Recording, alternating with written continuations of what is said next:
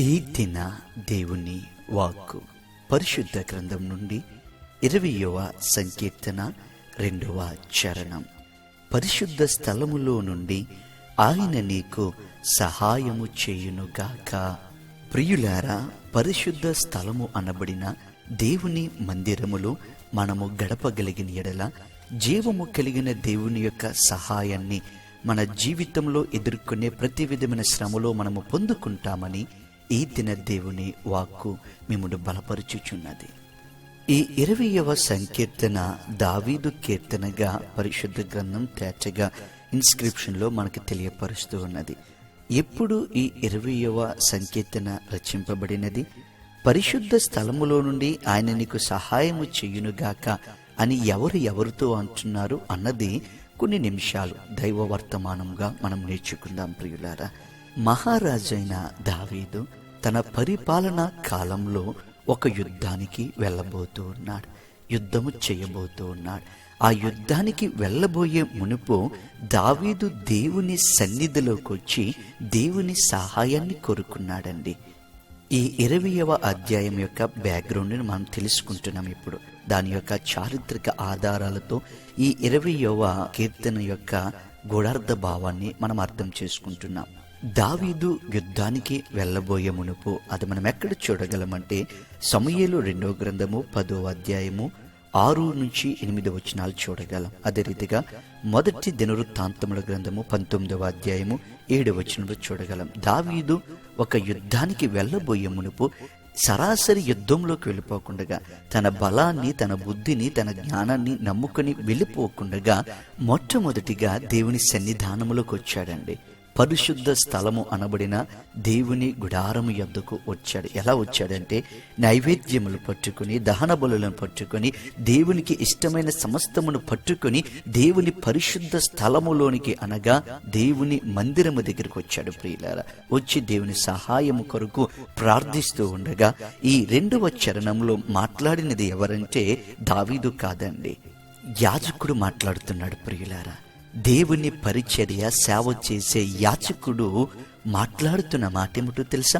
ఇదిగో దావీదు, నీవు దేవుని పరిశుద్ధ స్థలములోనికి నీవు వచ్చి దేవుని సహాయాన్ని నువ్వు కోరుకుంటున్నా. నీ బుద్ధి పైన, బలము పైన, స్థితి పైన ఆధారపడకుండా దేవుని సహాయము కొరకు నీవు వచ్చావు కాబట్టి ఇదే పరిశుద్ధ స్థలములో నుండి ఆయన నీకు సహాయము చేయును గాక. ఆమేన్ అన్న బ్లెస్సింగ్ ను దావీదుకి యాజకుడు ఇచ్చాడు. ప్రియులారా, ఈనాడు ఈ వాక్కుని వింటున్న ప్రియ సహోదరుడా, ప్రియ సహోదరి, దావీదు మొట్టమొదటి ప్రయారిటీ దేనికి ఇచ్చాడో తెలుసండి? దేవుని పరిశుద్ధ స్థలముకి ఇచ్చాడు. దేవుని సన్నిధానముకి ఇచ్చుట బట్టి యాజకుడు బ్లెస్ చేస్తున్నాడు ఆ పరిశుద్ధ స్థలముల నుంచి. ఏమనంటే ఇదే పరిశుద్ధ స్థలములో నుండి జీవము కలిగిన దేవుడు నీకు సహాయము చేయును గాక. అంటే ఆల్రెడీ దేవుడు నీకు సహాయం చేయబోతున్నాడు. దేవుని యొక్క సామర్థ్యము, శక్తి నీకు వెన్నంటి ఉండబోతున్నది. దేవుడు నీకు జయమిస్తాడు దావీదు అని యాజకుడు దావీదును బ్లెస్ చేశాడని. ఎక్కడ? దేవుని సన్నిధానంలో. ఎక్కడ? దావీదు ఏ సన్నిధానమునైతే వెతుక్కుంటూ వచ్చాడో ఆ సన్నిధానములో పరిచర్య చేయుచున్న సేవకుని ద్వారా ఆశీర్వదింపబడ్డాడు దావీదు. ప్రియ సహోదరుడా, ప్రియ సహోదరి, మనం మొట్టమొదటి స్థానాన్ని దేవుని సన్నిధానముకి ఇవ్వాలండి. ఆయన పరిశుద్ధపరచుకొని ఆయన ఆత్మను నివసింప చేయుచున్న దేవుని మందిరానికి మనం మొట్టమొదటి స్థానాన్ని ఇవ్వాలి. మన జీవితంలో ఎన్నో పనులు ఉండొచ్చు, ఎన్నో కార్యకలాపాలు మనం చేయవచ్చు, కానీ దేవుని సన్నిధానాన్ని మనం విడిచిపెట్టకూడదు.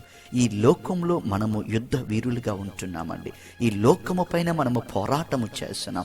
ఆత్మీయులుగా, దేవుని బిడ్డలుగా ఈ లోకానికి అధిపతి అయిన సాతానుతో మనము పోరాటము చేస్తూ ఉండగా ఆ పోరాటములో మనం జయమును పొందాలంటే, మన జీవితముకు దేవుని సహాయము తోడవ్వాలంటే దేవుని సన్నిధానమును మనం మొట్టమొదటిగా వెతకాలి. మనంతట మనం వెళ్ళిపోయి కార్యములు చేద్దామంటే ఆ కార్యాలు సఫలము కావు ప్రియులారా. ఆ యుద్ధాన్ని మనం జయించలేము ప్రియులారా. మన జీవితంలో అడ్డు గోడలను మనం కోల్చలేము ప్రియులారా. అదే దేవుని సన్నిధానములో మనం గడిపి ఆయన సహాయము కొరకు వేచి చూస్తే ఆయన పరిశుద్ధ సన్నిధానములో నుంచి దేవుడు ఆత్మతో మనకి సహాయం అందిస్తాడు. వెంటనే మనం జయాన్ని పొందుకుంటాం. ప్రియమైన సహోదరుడా, ప్రియమైన సహోదరి, ఈ దినము జీవము కలిగిన దేవుని పరిశుద్ధ స్థలములో అడుగు పెట్టే దినము ప్రియులారా. మనకి సహాయము చేయటానికి సిద్ధము కలిగి ఉన్న దేవుని ఆత్మ నివసించే స్థలములోనికి అడుగుపెట్టే సుదినము ప్రియులారా. ఈ దినమున ఆయన సన్నిధానములోకి వెళ్ళి ఆయనను మనస్ఫూర్తిగా ఆరాధించి, మనస్ఫూర్తిగా ఆయన నామాన్ని ఘనపరిచి, ఆయన సహాయాన్ని మనము కోరుకుంటే, ఆనాడు యాజకుడు ఎలాగైతే దేవుని బ్లెస్సింగ్ దావీదుకి ఇచ్చాడో, జీవము కలిగిన దేవుని ఆత్మ కూడా దేవుని సహాయాన్ని మనకి అనుగ్రహిస్తుంది. కాబట్టి ఈ దినమును మనము వృధా చేసుకోవద్దండి. ఈ దినమును ఈ లోక పాటలతో మనము దుర్వినియోగం చేసుకోకుండా ఆ అతి పరిశుద్ధ స్థలములోనికి వెళ్ళి దేవుని ఇచ్చే సహాయాన్ని మనము పొందుకుందాం. సోమవారం నుండి శనివారం వరకు జరగబోయే ప్రతి విధమైన కార్యాలలో దేవుని సహాయాన్ని మనం పొందుకుని మనం జయమే పొందుకుందాము తప్ప పరాజయాన్ని మనం పొందుకోవద్దు ప్రియులారా. మనకి జయము కావాలంటే జయమిచ్చే దేవుని సహాయము మనకి వెన్నంటి ఉండాలి. ఆ జీవము కలిగిన దేవుని సహాయము దొరికే దినము ఈ దినము. కాబట్టి దేవుని సన్నిధిని మనం వెతుకుదాం, మన కుటుంబాలతో మనం వెతుకుదాం. ఆయన యొక్క ప్రసన్నతను మనము అనుభవిస్తూ, ఆయన తన ఆత్మ ద్వారా మనకిచ్చే సహాయాన్ని పొందుకుంటూ జయ జీవితాన్ని ఈ లోకంలో మనం కలిగి ఉందాం. ప్రార్థన. పరిశుద్ధమైన ప్రియ పరలోకమందున మా తండ్రి, నీ అతి పరిశుద్ధమైన నామమునకు వేలాది స్తుతులు స్తోత్రములు ప్రభువా. పరిశుద్ధ స్థలములో నుండి ఆయన నీకు సహాయము చేయునుగాక అని నీ యాజకుడి ద్వారా ఆనాడు దావీదుకు నువ్వు వాగ్దానం ఇచ్చావు, నువ్వు బ్లెస్ చేశావు. అవును తండ్రి, నీ పరిశుద్ధ స్థలమును వెతికే వారందరికీ నువ్వు సహాయం ఇస్తావు.